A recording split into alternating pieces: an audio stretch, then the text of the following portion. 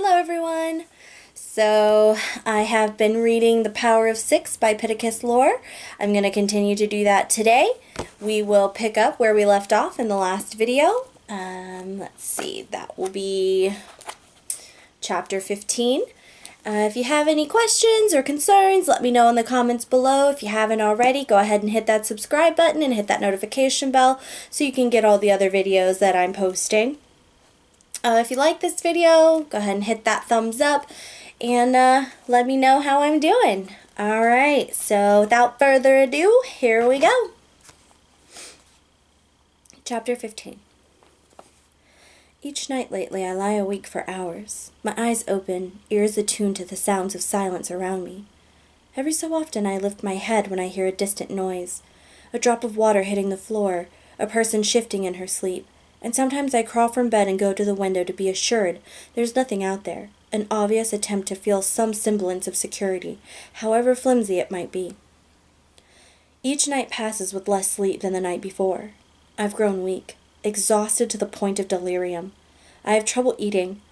I know worrying doesn't do me any good, but no amount of willing myself to rest or eat does anything to change how I feel. And when I finally do sleep, nothing keeps away the terrible dreams that wake me up again. There's been no sign of the mustached man in the week since I saw him at the cafeteria, in the cafe, but I can't dismiss the notion that just because I haven't seen him doesn't mean he isn't out there. I keep returning to the same questions. Who was in my cave? Who or what was the mustached man in the cafe? Why was he reading a book with the name Pittacus on the cover? And most importantly, why did he let me go if he's Mogadorian? None of it makes sense. Not even the title of his book. I've turned up nothing other than a brief summary of the plot online. A Greek general given to short, pithy statements defeats an Athenian army when they were on the verge of attacking the city of Mytilene. What does it have to do with anything? The questions of the cave and book aside, I've come to two conclusions. The first is that nothing was done to me because of my number. For the time being, it's keeping me safe. But for how long? The second is that the crowd of people in the cafe kept the Mogadorian from making a move. But from what I know of them, a Mogadorian wouldn't let a few witnesses deter him. I've stopped rushing to and from school ahead of the others, and have instead attached myself to their large group. To keep Ella safe. I've stopped walking with her in public. I know it hurts her feelings, but it's for the best. She doesn't deserve to be mixed up in my problems. But there's one thing that has given me a shade of hope in all of this. A noticeable change has occurred in Adelina. Worry creases her forehead. There's a nervous twitch to her eyes when she thinks nobody's watching. And they dart from one section of the room to another like a scared, threatened animal, the same way they used to years ago when she still believed. And while we haven't spoken since I fell into her arms after rushing from the cafe, it's these changes in her that have me thinking I might have my C-Pan back. Darkness. Silence. 15 sleeping bodies. I lift my head and glance across the room. Instead of seeing a small lump in Ella's bed, the covers are thrown aside, and her bed is empty. It's the third night in a row I've noticed her missing, and yet I never hear her leave. But I have bigger things to worry about than where she's gone off to. I drop my head on the pillow and glance out the window. A full moon, bright and yellow, hangs just outside. I stare at it for a long time, entranced by the way it hovers there. I take a deep breath and close my eyes. When I reopen them, the moon is turned from bright yellow to blood red, and it seems to shimmer. But then I realize it's not the moon I'm staring at, but rather its reflection, shining brightly in the dark waters of some great pool. Steam rises off its surface, and the air reeks of pungent iron. I lift my head again, and only then do I see I'm standing amid a ravaged, bloodied battlefield. Bodies are strewn everywhere, the dead and dying, the aftermath of some war in which there are no survivors. I instinctively bring my hands to my body, feeling for puncture wounds or cuts, but I'm unscathed. That's when I see her, the girl with the gray eyes I've dreamed about, the one I painted on the cave's wall beside John Smith. She lies motionless at the base of the shore. I rush to her. Blood gushes from her side and soaks into the sand and is carried out to sea.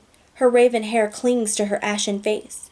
She's not breathing, and I'm completely and utterly anguished to know there's not a single thing I can do about it. And then behind me comes a deep, mocking laugh. My eyes close before I slowly turn around to face my enemy. My eyes open and the battlefield disappears. The familiar bed in the darkened room has returned. The moon is normal and bright yellow. I get up and walk to the window. I scan the dark terrain, still and quiet. No sign of the mustached man or anything else, for that matter. All the snow has melted, and the moon glistens on the wet cobblestones. Is he watching me? I turn away and crawl back into bed. I lie on my back, taking deep breaths to calm myself. My whole body is tense and rigid. I think about the cave and how haven't been back since the boot prints appeared. I roll to my side with my back towards the window. I don't want to see what's out there. Ella still isn't in her bed. I try to wait up for her to return, but I fall asleep. No further dreams come. When the morning bell rings, I raise my head off the pillow, my body stiff and sore. A cold rain beats against the window. I glance across the room and see Ella sitting up, lifting her arms towards the ceiling, yawning deeply. We shuffle from the room together, saying nothing. We coast about our Sunday routines and sit through Mass with our heads hung. At one point I nudge Ella awake, and 20 minutes later she returns the favor. Sorry, somebody's at my door. Give me just 1 second. Ooh! Drop my bookmark. Let's see. Give me 1 second.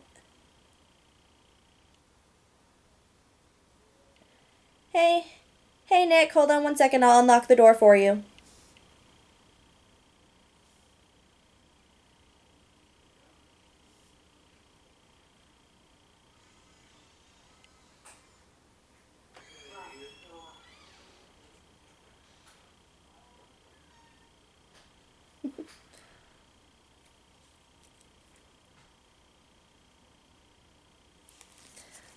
Okay, hold on, Nick. I'll be there in a minute. That's my friend Nick, in case you guys are wondering. We have lunch plans, so we'll be going out in a little while. So I'll finish this reading, and then we'll get going. And sorry for the interruption.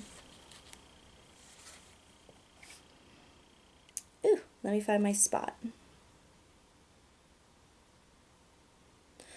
I survived the Elphinstone lunch line, doling out food while looking for anyone suspicious.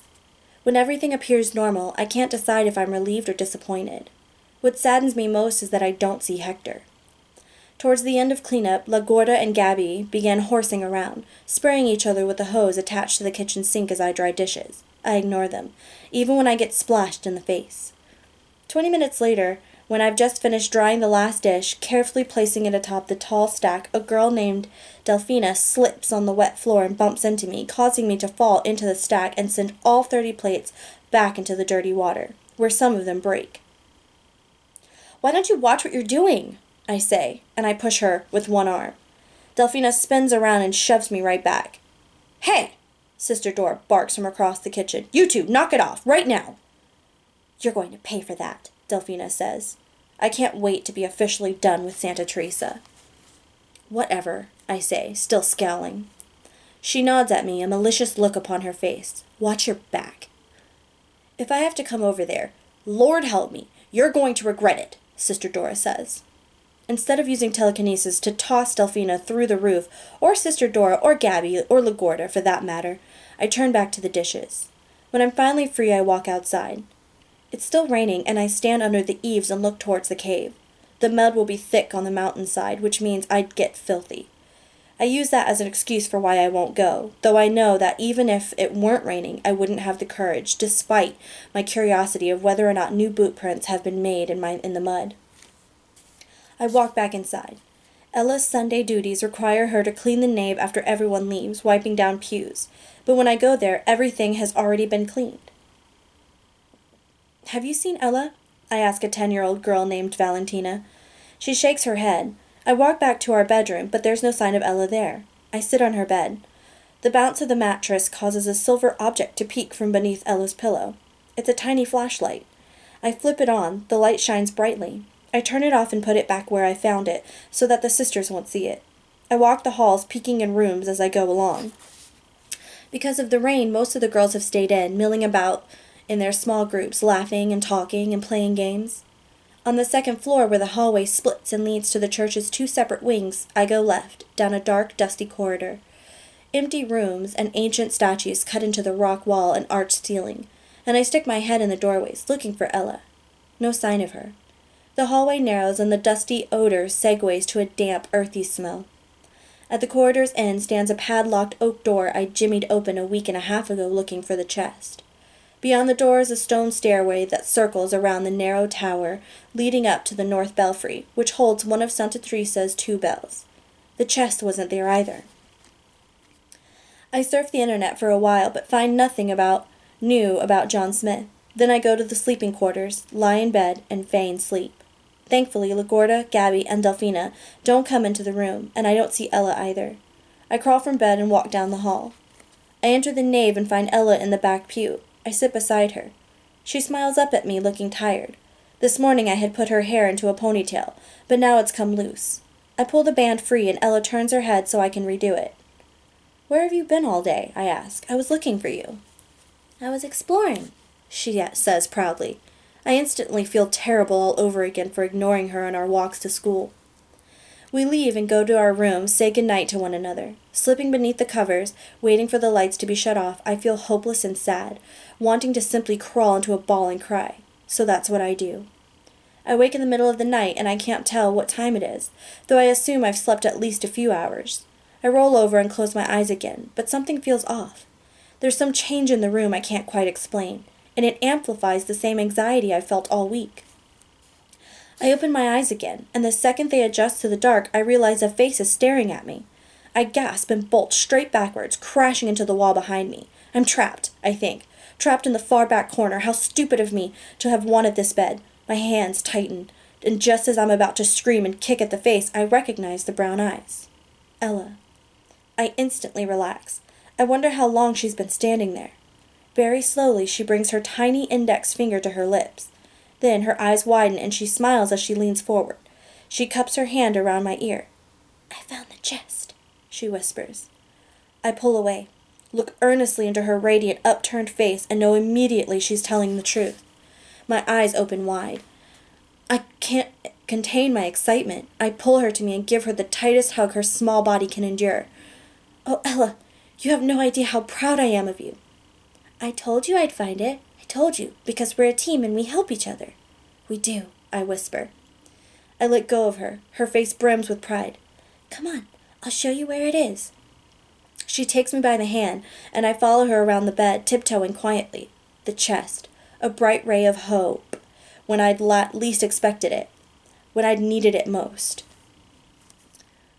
Let's see, chapter 16 I think is pretty short, so I think I could go ahead and read it. Let me see what time it is. It's not showing me the time. 12:53. Hey Nick, what time are we leaving here to... Sarah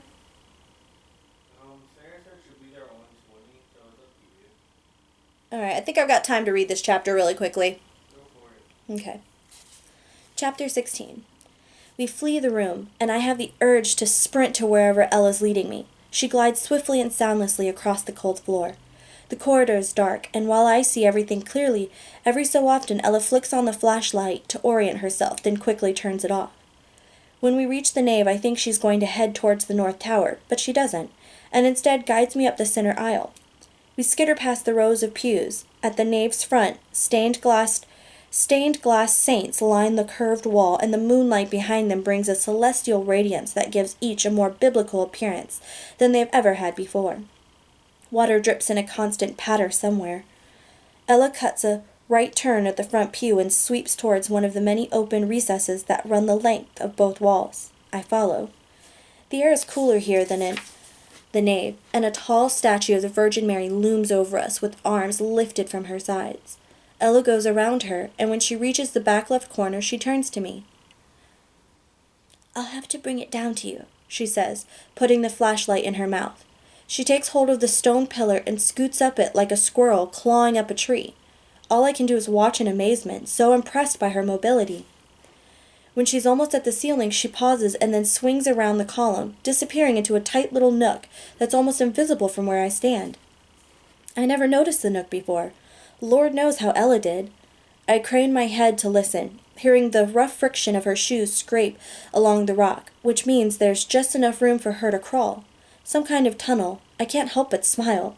I knew the chest was here, somewhere, but I would have never found it in a million years if it weren't for Ella. I laugh at the thought of Adelina scaling the same column with the chest so many years ago. Ella has stopped. I hear nothing. 20 seconds pass. "Ella," I whisper. She sticks her head out and looks down. "Should I come up?" She shakes her head. "It's stuck, but I almost have it. I'll bring it down to you in a minute," she whispers back, and then yanks her head back in and disappears. I can't take the suspense of not knowing what's going on up there. I look at the base of the column and take hold of it. And just before I'm about to try climbing it, I hear a noise behind me that sounds like somebody kicking a pew. I spin around. The Virgin Mary blocks my view. I walk around her and scan the nave, but I don't see anything. "I got it!" I hear Ella exclaim. I rush back around the statue and look up, waiting for her to appear. I can hear her grunt and struggle to drag the chest to the nook's opening, and I have no idea if it's because the chest is heavy or because the tunnel is so narrow. Little by little, the dragging continues. I feel nothing short of ecstasy at finally having the chest in my possession, and I don't even consider the problem of getting it open. I'll cross that bridge when I come to it. Just as Ella is almost to the opening, I hear something else behind me. "What are you doing up?" I whip around.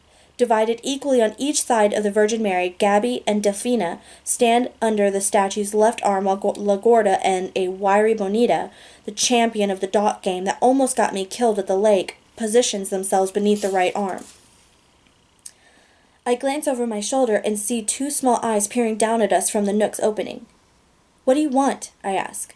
"I wanted to see where that little tattletale was up to, that's all. You know, it's funny because I saw you sneak out of the room and I thought that I would get up and finally see what it is you're always looking at on the computer. But you weren't there." Gabby paints a sarcastic, confused look on her face. "You weren't here, which is really weird." "Really weird. It's really weird," LaGuardia says. To my relief, I don't hear Ella dragging the chest anymore. "Why do you even care?" I say. "Seriously, all I ever do is keep to myself and keep my mouth shut." "I care a lot about you, Marina," Gabby says, stepping forward. She flips her long, dark hair. "In fact, I care so much that I worry about you hanging out with that loser drunk Hector all the time. Do you get drunk with him?" She pauses. "Do you drink from his bottle?" I don't know if it was because she called Hector a loser, or because she thought our friendship was anything more than just that, or because she's snooping on what I'm doing at the computer, but it just happens. I close my eyes and reach out with my mind, grabbing all four of them at once. LaGuardia screams, while the other three whimper in shock. I pick them up off the ground, their bare feet kicking at the air, their shoulders smashed against each other's, and thrust them all across the smooth floor until they bounce off the steps leading to the raised dais at the back of the nave. LaGuardia slaps the floor with her open palms and gets to her feet like an angry bull ready to charge the conquistador. I run to her instead, making up the ground in a matter of seconds. LaGuardia swings a wild punch and I duck, only to spring up and jam my right fist into her chin. She falls backwards with a gasp and her head thuds against the floor. She's out cold. Bonita jumps on my back and pulls at my hair. Someone punches me in the left cheek and the other kicks me in the shin. Bonita slides down my back and hugs my upper arm so I can't move. Delfina swings and I duck. The punch glances off Bonita's mouth and she loosens her grip enough for me to twist away. I grab Bonita's right arm in my hands and I drive her towards Gabby. "You're dead, Marina! You're so dead!" Bonita shrieks and I pull her sideways and knee her in the gut, knocking the wind out of her. I shove her to the ground next to LaGuardia. Delfina's confidence is broken. She looks for the door. "You ready to leave me alone?" I ask her. "Doesn't matter. I'm going to get you tomorrow," she says, "right when you're not looking." "You're going to wish you didn't say that." I fake right and lunge left, tackling her against the waist. Gabby tries to grab my hair, but I whip Delfina around to block her. Then I pivot on my heels and release Delfina down the middle aisle of the nave. Her back hits the first step at the altar, and her groan echoes off the vaulted ceiling. Gabby circles me. "I'm telling Sister Dora. You're going to be in so much trouble."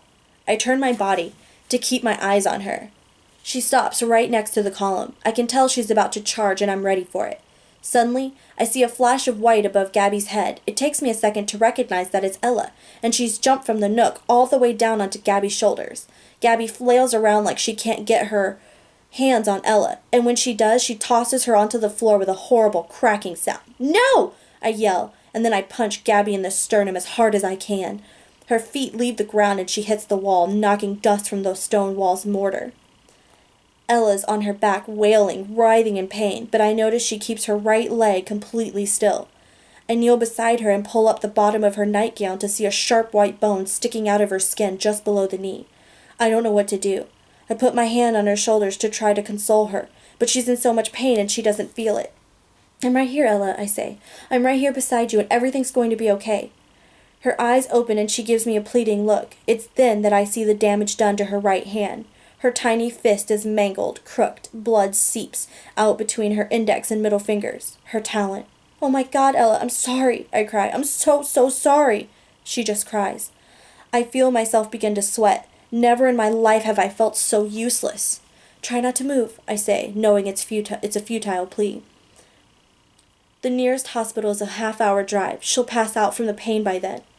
She starts to rock in a rhythm from side to side. I hover my shaking hands over the shard of bone sticking out of her leg, not knowing if I should apply pressure or try to push it back under the skin. I decide on applying pressure, and the second my fingers touch her skin, Ella stutters with a sharp intake of breath. An icy tingle inches up my spine, a feeling much like the times I've brought life back to the flower in the computer room, and the feeling spreads throughout the rest of me. Is it possible that my ability to heal plants applies to people as well? Ella stops crying and starts breathing rapidly, her tiny chest rising and falling, rising and falling. I can feel the iciness concentrate in my palms and circulate outward from my fingertips. I think I can fix you." Her chest continues to rise and fall at an abnormal speed, but her face takes on a look of peacefulness, of detachment. I'm afraid, too, but I place my hands over the piece of bone that sticks out from her leg. I feel its pebbly broken end, and soon it begins to retract and retreat back under the skin. The puncture wound turns from red and white back to the color of her skin, and I can see the jagged contours of her broken bone move and shift within her leg, setting itself back in place. I'm amazed at what I've just done. This could be my most important legacy yet. "Keep still," I say. "One more thing." I close my eyes and wrap my hands around her thin right wrist. The iciness flows again through my fingertips. I open my eyes to watch her palm rise, and her fingers spread away from each other. The cut between her index and middle fingers closes, and I can see 2 broken knuckles straighten and mend. Ella clenches her hand and relaxes it. I've done what Lorien has intended me to do, and that's to undo damage that's been inflicted on those who don't deserve it. Ella turns her head to the right to look at my hands, wrapped around her wrist. "You're fine," I say. "You're better than fine." She raises her head off the ground and props herself up onto her elbows. I pull her on into my arms. "We're a team," I whisper into her ear. "We take care of each other. Thanks for trying to help." She nods her head. I squeeze her and then pull away. I look around at the girls, all of them unconscious but breathing. Sticking out of the opening of the nave, I see the edge of the chest. "I'm so proud of you for finding the chest. You have no idea," I say. "Let's get it tomorrow morning after we've had some rest." "Are you sure?" Ella asks. "I can climb back up and get it." No. You go wash up in the bathroom and I'll be right there." When she's finally out of my sight, I raise my eyes to the chest, concentrating. I float it silently down to my feet. Now I just need to get Adelina to open it with me. Okay, so that was the end of that chapter. So we'll pick back up where we left in the next video on chapter 17. So that's pretty exciting. We are seeing some new healing legacy. I'm pretty sure that's going to be important later on. Anyway, let me know what you think in the comments below. If you like this video so far, hit that thumbs up button, hit the notification bell, and subscribe to this channel if you haven't already. And that's it for now. Alright, so reading by Ree. Bye!